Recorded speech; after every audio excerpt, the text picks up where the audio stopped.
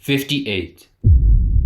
58 different players have all been signed by Chelsea since 2022 when Clearlake took over the club. The total expenditure for all 58 of those players is €2,065,850,000. That's more than San Marino's annual GDP, by the way. An entire nation. If we compare the quantity of Chelsea's 58 signings since the Clearlake takeover in the same period to every single other team on earth, not just Europe, the whole entire planet, no team actually even comes close. Not Flamengo, not Al Hilal, and not PSG. To even make the tomfoolery sound even more tomfoolerous, this time span of 1,530 days from when the takeover began until today, compared to literally every single other moment in mankind's existence, no club has ever bought this many players in a 4-year window. We aren't just watching a rebuild, but a statistical anomaly that will never happen again. This club is actually a circus, bro. While real big dogs like Madrid and City bring in 12 to 15 players every 4 years, Chelsea went ahead and signed 4 entire matchday squads. Now before we get into the absolute madness of how we got here, we first have to talk about the original empire that got squad wiped. He was whipping up amazing foods, like making happiness. Actual happiness? Actual happiness. Enjoy. Take me back to May 2021. Genuinely one of the happiest days of my life, voila. The kings of Europe, watching my star boy clear the Foden and Saka debates when he assisted the winner, watching him recreate the Drogba trophy lift. Woo! That squad was the perfect mix of elite prime talent, serial winners and world-class academy talent. This team is going to collect trophies and dominate for the next 10 years.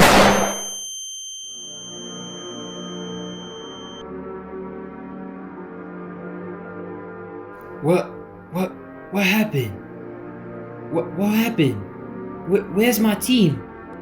Where's my team? All in the blink of an eye. Mendy, Saudi. Rudiger, Madrid. Thiago Silva, Fluminense.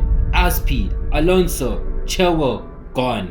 Kante, Jorginho, disappeared. That guy, gone. Werner, Kovacic, nowhere to be found. And the worst one of them all, Mount United. Just like that, the entire core that conquered Europe was gone, leaving only the captain Reece James and having to watch the insanity begin. Now before we talk about who worked out and who didn't, take a deep breath and get ready, because I am about to read every single player that was signed under Clearlake. Sterling, Koulibaly, Kukureya, Fofana, Aubameyang, Chukwuemeka, Slonina. Who is this?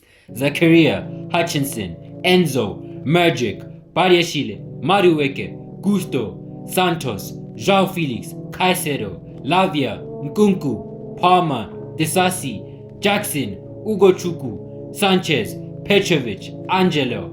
Oh fam, I'm not even halfway. Nah, hydration break, hold on.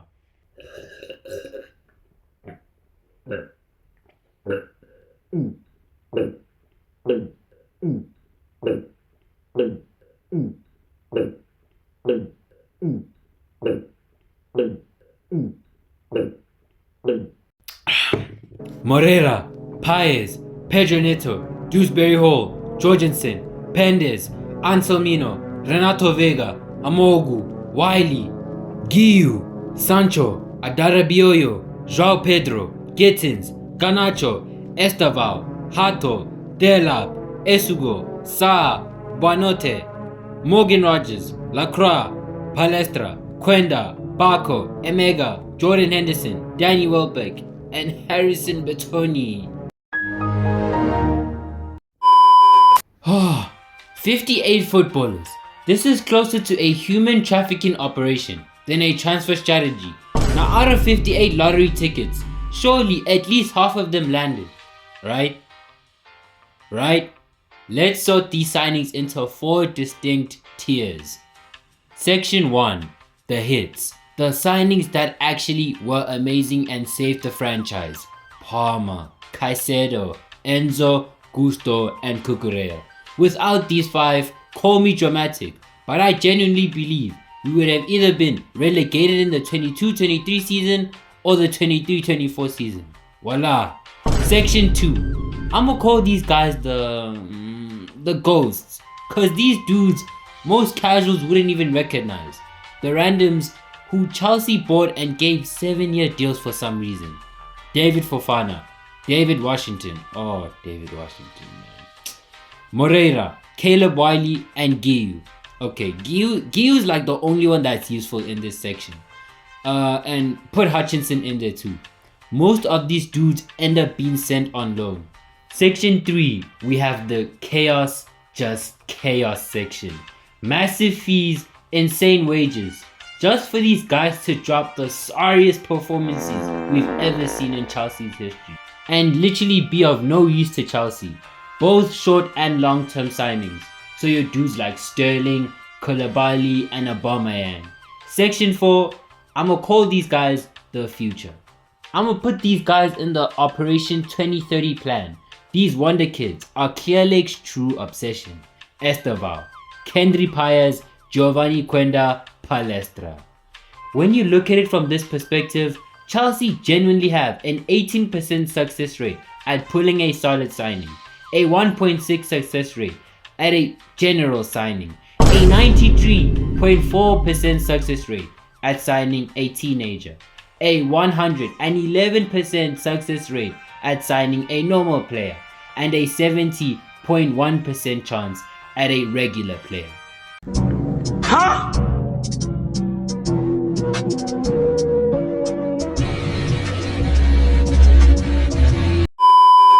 Now the funniest part about these signings are the insane contracts that the players are put under. Mudryk and Enzo have 8-year contracts for some reason. Palmer has a 10-year contract, which actually isn't long enough. Make it 25. And Quenda an 11-year contract. Like damn bro, these silly dramatic contracts. Like bro, Chelsea, chill. Nobody's trying to steal them from you. Relax.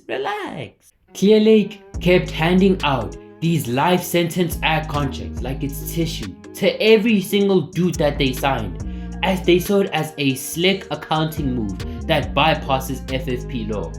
The problem was, like I just said, they kept doing it too much cause the Prem and UEFA literally had to make a new law to ban it. And for me, this was where I finally clocked that Clear Lake deadass don't know what they're doing. There was never a master plan.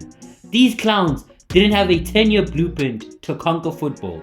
They were moving like that one bro who forgot it was presentation day and just started making up rubbish on the spot.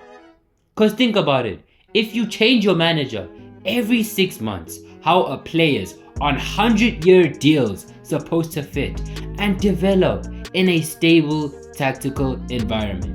Yes, Chelsea has always been a strict club that sacks managers when they don't play well, except for the fact that back then we were in a win now mode, not a rebuilding phase. When in a rebuild with lots of young players, managers need time and trust. This is literally common ball 101. You would think an American board would understand this with how lottery teams move in the NBA and in the NFL. With 2 billion euros spent, you'd think we would have been up there with PSG, Barca and them by now. But we only got front row tickets to a circus show. The 22-23 season literally has a body count up there with John Wick and Satan. The amount of torture that season put folks through. Our top scorer was number 29 with 7 goals. 4 different managers in one season. These men were treating my club like a public school toilet. Then there was the 2024 Carabao Cup final, where Klopp's D team, full of rookies, gave us straight belt. I'll never forget that day. The internet were clowning these guys, the £1 billion bottle jobs. Folks at school were genuinely bullying me, saying this Chelsea would get relegated in the under-21 Prem League. And I couldn't even defend them at all, cause damn, are they wrong? But none of these, not even one of these disasters, comes close to the worst one of them all. You see, I can handle watching Chelsea nearly get relegated and needing to spend 100 million mid-season to prevent it. I can handle watching these guys get torn apart by club's kids and lose the Carabao Cup. But the one thing I cannot handle is watching Arsenal drop 5 on our heads. Hell no! Hell no! That for me is too much. That is where I officially draw the line. This for me was the lowest point I've ever experienced as a Chelsea fan. Watching that backstabbing sicko celebrate so pridefully. Look at the arrogance in his face, sticking his tongue out and mocking the club that raised him. You prick! It's the fact that I've watched this jester, this clown, in that exact same situation a million times while wearing a Chelsea shirt. He misses that shot 27 out of 27 times while wearing a Chelsea shirt. But as soon as he leaves, all of a sudden, he's pulling off Harry Kane level ball strikes. I can't with this guy. I can't. It pisses me off. He pisses me off!